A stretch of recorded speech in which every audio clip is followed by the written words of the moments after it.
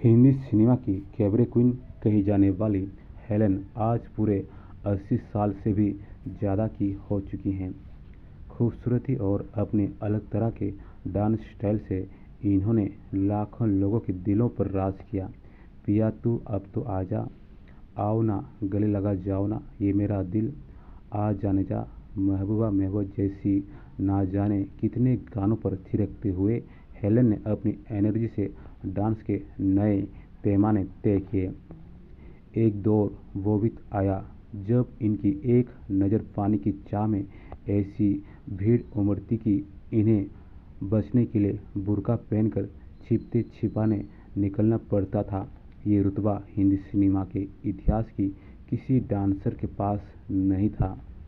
वहीं एक समय ऐसा भी रहा जब टाइपकास्ट होने के बाद इन पर व्हाइट स्किन वेस्टर्न पैंप का ठप्पा लगा।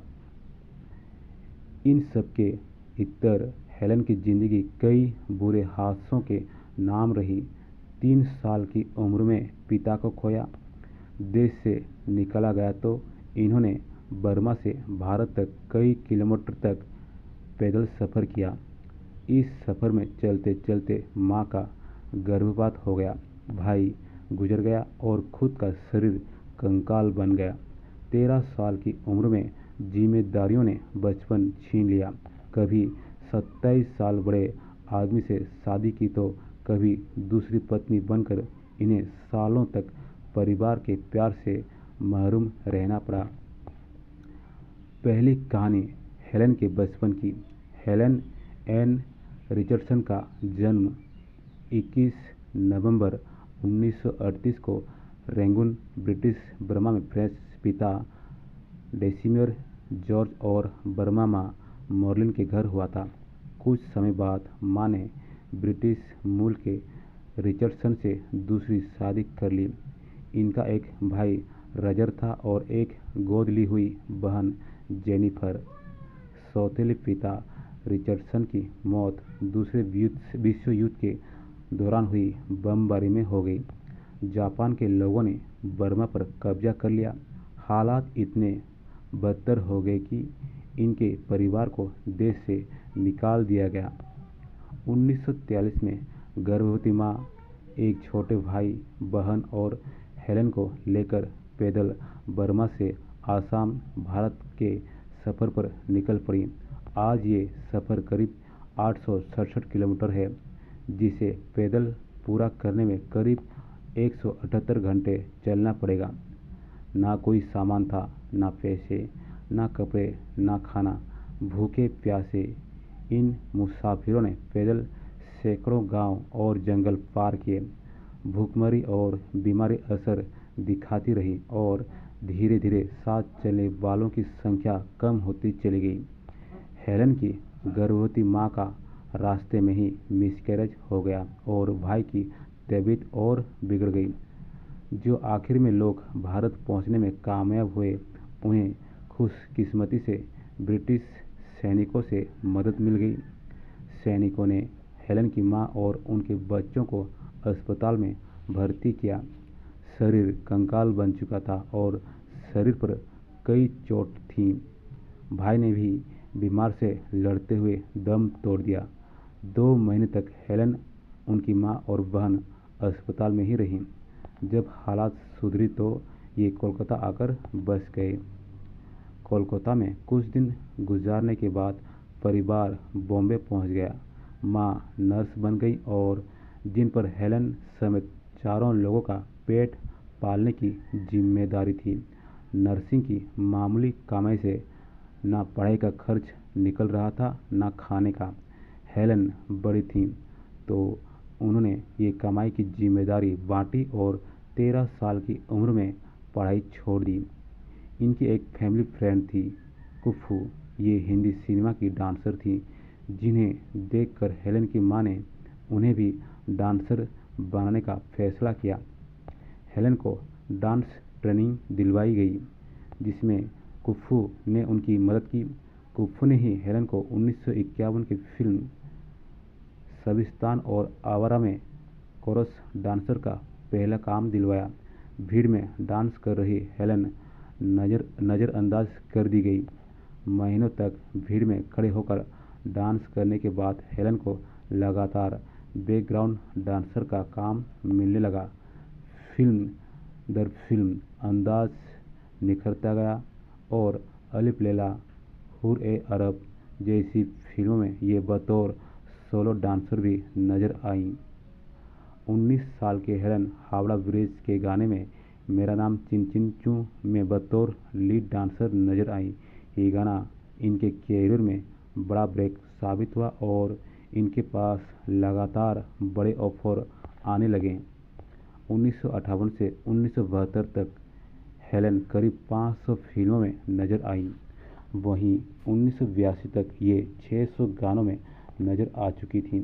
60, 70 और 80 के दशक की ये इकलौती ऐसी डांसर थीं जिनके बिना कोई आइटम सॉन्ग सोचना भी मुश्किल था। डांसर होने के साथ साथ इन्होंने कई फिल्मों में सपोर्टिंग रोल निभाकर भी खूब तारीफें लूटीं।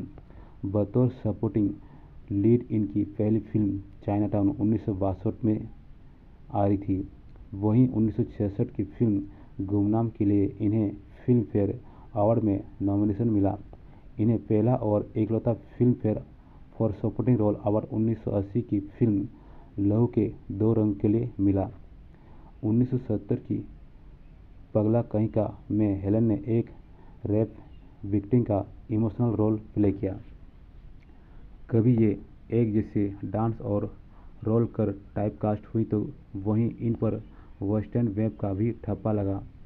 इस सब के बावजूद इनकी एनर्जी, खूबसूरती, स्टाइल कपड़े ट्रेंड सेंटर बने। हेलन के पास उस जमाने की बेहतरीन टीम थी। इसके बावजूद वो अपना मेकअप खुद किया करती थी। डिजाइनर्स होने के बावजूद स्क्रीन पर नजर आए पंखों, सुनहरी चमकदार झालरों वाले हेलन के कपड़े भी उन्हीं के द्वारा डिजाइन किए हुए होते थे। अपने विग को भी खुद स्टाइल करती थी। कई बार इनके गाने सिर्फ इसलिए फिल्म में डाले जाते जिसके दर्शक मनोरंजन की चाह में सिनेमाघर तक आ जाए। हेलन को उस दौर की हिट मशीन यानी फिल्में हिट होने की गारंटी कहना भी गलत नहीं होगा। स्क्रीन राइटर भी इन्हीं ही सोचकर कई फिल्मों में गाने डाला करते थे। Golden girl, cabaret queen, star Helen जैसे कई नामों से इन्हें जाना गया। चाहने वाले इतने थे कि भीड़ से बचने के लिए ये बुर्का पहनकर निकला करती थीं। गीता दत्त और आशा भोसले इनकी आवाज़ रहीं। कई बार इन्होंने चंद मिनटों के स्क्रीन टाइम से ही पूरी फिल्म का अटेंशन ले लिया। कहानी पर लौटते हैं। हेलन की जिंदगी के तीसरे पड़ाव पर जहां उन्होंने कैरियर की बुलंदी के समय प्यार को ज़्यादा तवज्जो दी। जिस समय रिलेशनशिप बड़ी बात थी उस समय हेलन डायरेक्टर प्रेम नारायण अरोड़ा के साथ लिव इन रिलेशनशिप में रहीं। चंद महीनों बाद दोनों ने 1957 में शादी की। पी.एन. अरोड़ा खुद भी एक जानी मानी हस्ती थे, लेकिन उनकी कमाई उस जमाने की स्टार हेलन से कम थी। शादी के कुछ सालों बाद ही प्रेम हेलन को बिना बताए उनकी कमाई लूटने लगे। धीरे धीरे हेलन की सारी जमा पूंजी खत्म होने लगी। शादीशुदा जिंदगी बचाने के लिए हेलन ने 16 सालों तक खूब संघर्ष किया, लेकिन कामयाब नहीं हुई। पति ने हेलन की पूरी जमा पूंजी खर्च कर दी और उनका घर भी बैंक ने सीज कर दिया। आखिरकार तंग आकर हेलन ने 1974 में अपनी 35वीं जन्मदिन के दिन पति से तलाक ले लिया। पर्सनल लाइफ का असर प्रोफेशनल जिंदगी पर भी पड़ रहा था। इन्हें काम मिलना भी काफ़ी कम हो गया। कंगाली ऐसी कि हेलन के पास घर का किराया देने तक के लिए पैसे नहीं होते थे। एक समय ऐसा भी आया जब हेलन को सुसाइड के ख्याल आते थे। 1964 की फिल्म काबिल खान की शूटिंग करते हुए हेलन की मुलाकात राइटर डायरेक्टर सलीम खान से हुई थी। साथ काम करते हुए सलीम खान हेलन को पसंद करने लगे थे, लेकिन वो पहले से शादीशुदा और 4 बच्चों के पिता थे। परिस्थितियों के चलते सलीम ने हेलन को दोस्त के रूप में चुना। हेलन आर्थिक तंगी का सामना कर रही थीं तो सलीम उनका सहारा बने। सलीम ने अपनी लिखी फिल्मों ईमान, धर्म, डॉन, दोस्ताना और शोले जैसी बड़ी फिल्मों में हेलेन को जगह दिलाई। लहू के दो रंग फिल्म भी हेलेन को सलीम की मदद से मिली थी, जिसके लिए उन्हें बेस्ट सपोर्टिंग एक्टर का फिल्म फेयर अवार्ड मिला था। साथ रहते हुए दोनों ने शादी करने का फैसला किया।